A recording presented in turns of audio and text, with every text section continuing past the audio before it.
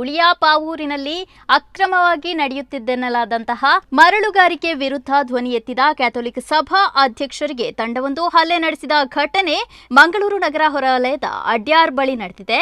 Catholic ಸಭಾ ಮಂಗಳೂರು ಪ್ರದೇಶ ಅಧ್ಯಕ್ಷ Alvin Jerome D'Souza ಪಾಣೇರ್ ಅವರಿಗೆ ಹಲ್ಲೆ ನಡೆಸಲಾಗಿದೆ ಎನ್ನಲಾಗಿದೆ. ಸದ್ಯ ಆಳ್ವಿನ್ ಅವರು ಖಾಸಗಿ ಆಸ್ಪತ್ರೆಗೆ ದಾಖಲಾಗಿದ್ದಾರೆ.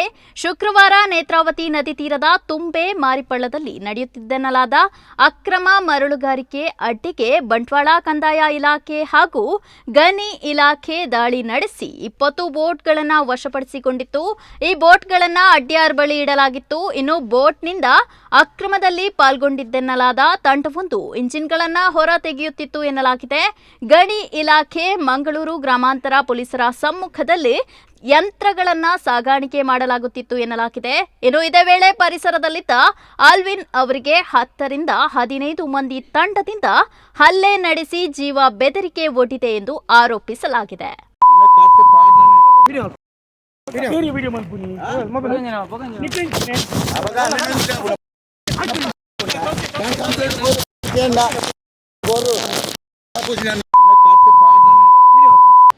ನಾನು ಮಧ್ಯಾಹ್ನ ಊಟ ಮಾಡಿರಲಿಲ್ಲ.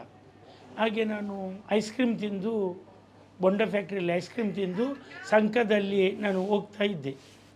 ಹೋಗುವಾಗ ಅಲ್ಲಿ ನಾನು ನಿಂತು ಸೈಡಲ್ಲಿ ನಿಂತಿದ್ದೆ. ನಾನು ನೋಡುವಾಗ ಒಂದು 7-8 ಜನರು ಬಂದು ನನ್ನ ಹತ್ರ ಕೇಳಿದರು, ನೀನು ಯಾಕೆ ಇಲ್ಲಿ ನಿಂತಿದ್ದೀನಿ? ನಾನು ಹೀಗೇನೆ ನಿಂತಿದ್ದು ಹೇಳಿದ್ದೇನೆ. ಹಾಗೆ ನನಗೆ ಹೇಳಿದರು, ನಿಕ್ಕ ಕೆರ್ಪ ನಿನ್ನ ಬುಡ್ಪೂಜ ನಿಕ್ಕ ಗಾಡಿ ಅಡಿರ್ಬಾರ್ದು ಕೆರ್ಪ ಭಾರಿ ಪ್ರೊಟೆಸ್ಟ್ ಮಲ್ಪನಾಗಿ ಪೊಯ್ಯದ ವಿಷಯ ಎಂಕ್ಲ ಬಂಜಿಗೆ ಹಾಕಿಯ ನೀನು ಕೆರಂದೆ ಬುಡ್ಪೂಜ ಅಂತ ಹೇಳಿ ಇದು ಮಾಡಿದರು. ಅಂದರೆ ನನ್ನನ್ನು ಕೊಲ್ತೇನೆ, ನೀನು ಬೈಕಲ್ಲಿ ಹೋಗ್ತಿ ಬುಲೆಟಲ್ಲಿ, ನಿನಗೆ ಗಾಡಿಯಲ್ಲಿ ಅಡಿಗೆ ಹಾಕಿ ನಿನ್ನನ್ನು ಕೊಲ್ತೇನೆ ಎಂದು ಕೊಲೆ ಬೆದರಿಕೆ ಹಾಕಿದರು. ಅದು ನಾನು ವಿಡಿಯೋ ರೆಕಾರ್ಡ್ ಮಾಡಿದ್ದೇನೆ. ನನ್ನಲ್ಲಿ ವಿಡಿಯೋ ರೆಕಾರ್ಡ್ ಉಂಟದು. ಹಾಗೆ ನನ್ನನ್ನು ಇನ್ನೊಬ್ಬ ಬಂದು ಹೊಡಿಲಿಕ್ಕೆ ಬಂದ. ಹಾಗೆ ಬೇರೆಯವರು ಹೇಳಿದರು ಹೊಡಿಯಬೇಡ ಅವನಿಗೆ. ಹಾಗೆ ಇವನು ಬಂದು ಹೊಡೆದು ನನ್ನನ್ನು ದೂಡಿ ಹಾಕಿ ಹೊಂಡಕ್ಕೆ ದೂಡಿ ಹಾಕಿ ಕಾಲಿನಿಂದ ಒದೆದ. ಹಾಗೆ ಬೇರೆಯವರೆಲ್ಲ ಓಡಿ ಬಂದರು. ಆಗ ನನ್ನ ಬಿಟ್ಟು ಓಡಿದರು ಅವರು. ಇಲ್ಲರೂ ನಾನು ಇವತ್ತು ಖಂಡಿತ ಕೊಲೆ ಮಾಡ್ತಿದ್ರು. ಇವತ್ತು ಖಂಡಿತ ಒಂದು ನನ್ನನ್ನು ಹೊಂಡಕ್ಕೆ ದೂಡಿ ಹಾಕಿ ಕಾಲಿನಿಂದ ಒದೆದವ, ನನ್ನ ಸೊಂಟಕ್ಕೆ ಒದೆದ. ಸರ್ಕಾರಿ ಅಧಿಕಾರಿಗಳು ಇದ್ದರು, ಪೊಲೀಸ್ನವರು, ಓಮಂಜೂರು ಸ್ಟೇಷನ್ ಪೊಲೀಸ್ನವರು ಇದ್ದರು, ಅದರಂದ್ರೆ ಮೈನ್ಸ್ ಆ್ಯಂಡ್ ಜ್ಯುವೆಲರಿ ಜೀಪ್ ಇತ್ತು, ಮೇಡಮ್ ಇದ್ದರು, ಎಲ್ಲರಿದ್ದರು. ಅಲ್ಲಿ ಹೋಗಿ ಯಾರೋ ಓಡಿ ಹೋಗಿ ಹೇಳಿದ್ರಂತೆ ಅವರಿಗೆ ಅಲ್ಲಿ ಹೊಡಿತಾರೆ, ಯಾರಿಗೂ ಒಂದು ಅಡ್ಡ ಹಾಕಿ ಹೊಡಿತಾರೆ. ಅದಕ್ಕೆ ನಾನೇನು ಮಾಡಬೇಕೆಂದು ಕೇಳಿದ್ರಂತೆ ಪೊಲೀಸರು ನಮಗೆ ರಕ್ಷಣೆಯೂ ಕೊಡಲಿಲ್ಲ. ಸುಮ್ಮನಿದ್ರು ಪೊಲೀಸ್ನವರು, ಸುಮ್ಮನಿದ್ರು. ಬೇರೆಯವ್ರಿಗೆ ಹೇಳಿದ್ರು ಸಹ ಅವರು ನನಗೆ ರಕ್ಷಣೆ ಕೊಡಲಿಲ್ಲ. ನಾವು ನೋಡಲಿಲ್ಲಲ್ಲ, ನಮಗೇನು ಗೊತ್ತು ಒಂದು ಉಡಾಪೆಯ ಮಾತನ್ನು ಮಾತಾಡಿದರು. ಮೈನ್ಸ್ ಆ್ಯಂಡ್ ಜ್ಯುವೆಲರ್ಸ್ರು ಬರಲಿಲ್ಲ, ಯಾರು ಬರಲಿಲ್ಲ.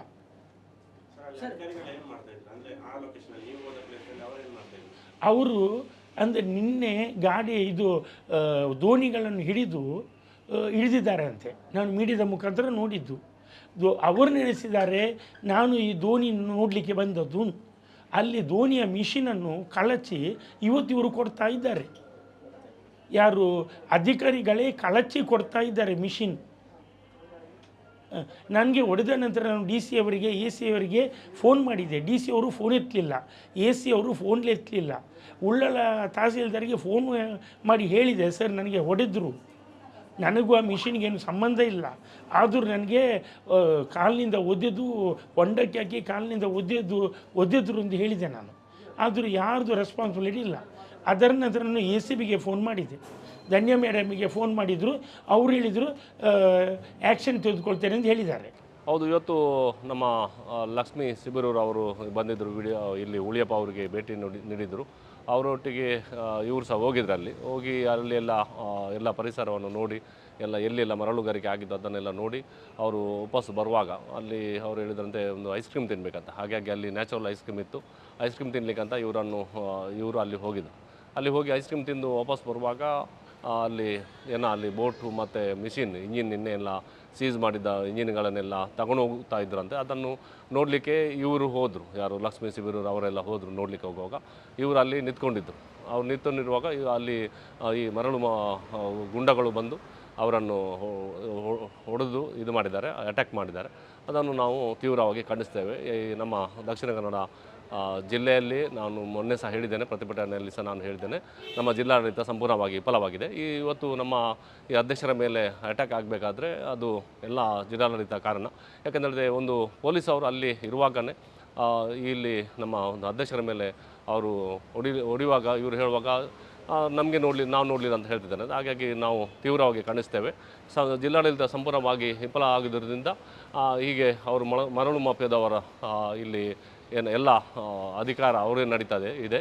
ಹಾಗಾಗಿ ಇಲ್ಲಿ ಸಂಪೂರ್ಣವಾಗಿ ಪೊಲೀಸ್ ಇಲಾಖೆ ಆಗಲಿ, ಗಣಿ ಇಲಾಖೆ ಆಗಲಿ, ಎಲ್ಲ ಇಲಾಖೆಗಳು ವಿಫಲವಾದ್ದರಿಂದ ಇವತ್ತು ಈ ನಮ್ಮ ಮರಳು ಮಾಫಿಯಾದವರು ನಮ್ಮ ಅಧ್ಯಕ್ಷರ ಮೇಲೆ ಅಟ್ಯಾಕ್ ಮಾಡಲಿಕ್ಕೆ, ಹೊಡಿಲಿಕ್ಕೆ ಕಾರಣವಾಗಿದೆ. ಅದು ಖಂಡಿತವಾಗಿ ಹೋರಾಟವನ್ನು ಹತ್ತಿಕ್ಕಲಿಕ್ಕಾಗಿ ಅವರು ನಮ್ಮ ಅಧ್ಯಕ್ಷರ ಮೇಲೆ ಹಲ್ಲೆ ಮಾಡಿದ್ದಾರೆ.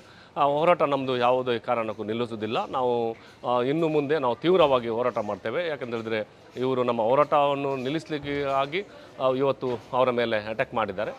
ಖಂಡಿತವಾಗಿ ನಾವು ಇನ್ನು ಮುಂದಿನ ದಿವಸದಲ್ಲಿ ಖಂಡಿತ ನಾವು ಇದು ಉಗ್ರವಾಗಿ ಹೋರಾಟ ಮಾಡ್ತೇವೆ. ನಮಗೆ ಪೊಲೀಸ್ ಅವರ ಮೇಲೆ ಯಾರು ಅಧ್ಯಕ್ಷರ ಮೇಲೆ ಹೊಡೆದಿದ್ದಾರೆ, ಅಟ್ಯಾಕ್ ಮಾಡಿದ್ದಾರೆ, ಅವರನ್ನು ಇಮಿಡಿಯೇಟ್ ಅವರನ್ನು ಅರೆಸ್ಟ್ ಮಾಡಿ ಅವರ ಮೇಲೆ ಕಾನೂನು ಕ್ರಮ ಕೈಗೊಳ್ಳಬೇಕು. ಅವರ ಮೇಲೆ ಈ ನಿರ್ದಾಕ್ಷಿಣ್ಯವಾಗಿ ಕ್ರಮ ಕೈಗೊಳ್ಳದಿದ್ದರೆ ನಾವು ಈ ಪೊಲೀಸ್ ಇಲಾಖೆ ಸ್ಟೇಷನ್ ಮುಂದೆ ಸಹ ನಾವು ಪ್ರತಿಭಟನೆಯನ್ನು ಮಾಡ್ತೇವೆ. ಅದು ಗೊತ್ತಿಲ್ಲ. ನಿನ್ನೆ 21 ನ್ಯೂಸಲ್ಲಿ ನಾನು ನೋಡಿದರೆ 20 ದೋಣಿ ಅಂತ, ಇನ್ನೊಂದು ನ್ಯೂಸಲ್ಲಿ ನಾನು 23 ದೋಣಿಗಳನ್ನು ಸೀಸ್ ಮಾಡಿದ್ದಾನೆ. ಮತ್ತು ಇದು 46 ಲಕ್ಷದ್ದು ಏನೋ ಇದು ಮೆಟೀರಿಯಲ್ ನಾವು ಸೀಸ್ ಮಾಡಿದ್ದೇವೆ ದೋಣಿಗಳನ್ನಂತಹ ನಾವು ನ್ಯೂಸಲ್ಲಿ ನಾನು ನೋಡಿದ್ದೇನೆ.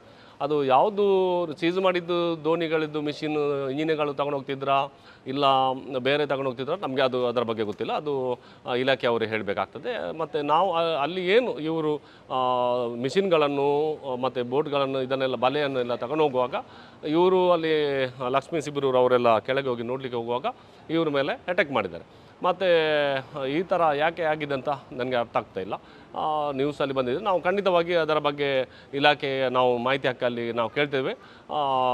ಎಷ್ಟು ದೋಣಿಗಳನ್ನು ಸೀಸ್ ಮಾಡಿದ್ದಾರೆ, ಅದನ್ನು ಅವರು ವಶಕ್ಕೆ ತಗೊಳ್ಬೇಕಿತ್ತು, ಅದರಲ್ಲಿ FIR ಮಾಡಬೇಕಿತ್ತು. FIR ಮಾಡಿ ಕೋರ್ಟಿಗೆ ಆದ ನಂತರ ಅವರು ಬಿಡುಗಡೆ ಅವರನ್ನು ಯಾವ ಆಧಾರದಲ್ಲಿ ಅವರಿಗೆ ವಾಪಸ್ ಕೊಡ್ತಿದ್ರು, ಎಲ್ಲಿದ್ದು ಕೊಡ್ತಿದ್ರು ಏನಂತ ಗೊತ್ತಿಲ್ಲ. ನಾವು ಇಲಾಖೆಗೆ ಖಂಡಿತವಾಗಿ ಮಾಹಿತಿ ಹಕ್ಕಲ್ಲಿ ಅದರ ಬಗ್ಗೆ ನಾವು ಕೇಳ್ತೇವೆ. ಅದರ ಬಗ್ಗೆ ನಾವು ಖಂಡಿತ ಕಥೋಲಿಕ ಸಭಾ ನಾವು ಖಂಡಿತವಾಗಿ ನಾವು ಇವತ್ತು ಎಲ್ಲ ನಮ್ಮ ಅಧ್ಯಕ್ಷರುಗಳು, ಪದಾಧಿಕಾರಿಗಳು, ಕೇಂದ್ರದ ಪದಾಧಿಕಾರಿಗಳು ಹಾಗೂ ಕೆಲವು ವಲಯ ಅಧ್ಯಕ್ಷರುಗಳು ಎಲ್ಲ ನಮ್ಮ ಬಂಟ್ವಾಳ ಮತ್ತು ದಕ್ಷಿಣ ವಲಯ ಮತ್ತು ಇವರೆಲ್ಲ ಬಂದಿದ್ದಾರೆ. ನಾವು ಖಂಡಿತವಾಗಿ ಇದರ ಬಗ್ಗೆ ನಾವು ಇಮಿಡಿಯೇಟ್ ಈಗ ನಾವು ಮೀಟಿಂಗ್ ಕರೆದಿದ್ದೀವಿ. ಇದರ ಬಗ್ಗೆ ನಾವು ಎಚ್ಚೆತ್ತುಕೊಳ್ತೇವೆ. ಜಿಲ್ಲಾಡಳಿತಕ್ಕೆ ನಾವು ಮನವಿ ಮಾಡ್ತೇವೆ. ಯಾರು ನಮ್ಮ ಅಧ್ಯಕ್ಷರ ಮೇಲೆ ಹಲ್ಲೆ ಮಾಡಿದ್ದಾರೆ ಅವರನ್ನು ಇಮಿಡಿಯೇಟ್ ಆಗಿ ಅರೆಸ್ಟ್ ಮಾಡಿ ಅವರ ಮೇಲೆ ಕಾನೂನು ಕ್ರಮ ಕೈಗೊಳ್ಳಬೇಕಾಗಿ ನಾವು ಕೇಳ್ಕೊಳ್ತೇವೆ. ಅವರು ಈಗ ಒಂದು ಬಲ ಭುಜವನ್ನು ಮೇಲೆ ಕೆಳಗೆ ಹೋಗುವುದಿಲ್ಲ ಅಂತ ಹೇಳ್ತಾ ಇದ್ದಾರೆ, ಮತ್ತು ಕೆಳಗೆ ಹಾಕಿ ಒದ್ದಿದ್ದಾರೆ ಅಂತ ಹೇಳ್ತಾರೆ. ಹಾಗಾಗಿ ಅದರ ಟ್ರೀಟ್ಮೆಂಟ್ ನಡೀತಾ ಇದೆ. ಡಾಕ್ಟ್ರು ಮುಂದೆ ಏನು ಅಂತ ಹೇಳ್ತಾರೆ, ಎಕ್ಸ್ರೇ ಎಲ್ಲ ತೆಗಿಲಿಕ್ಕೆ ಹೇಳಿದ್ದಾರೆ. ಅದರ ಬಗ್ಗೆ ಮುಂದೆ ಅವರು ಡಾಕ್ಟ್ರು ಹೇಳ್ತಾರೆ.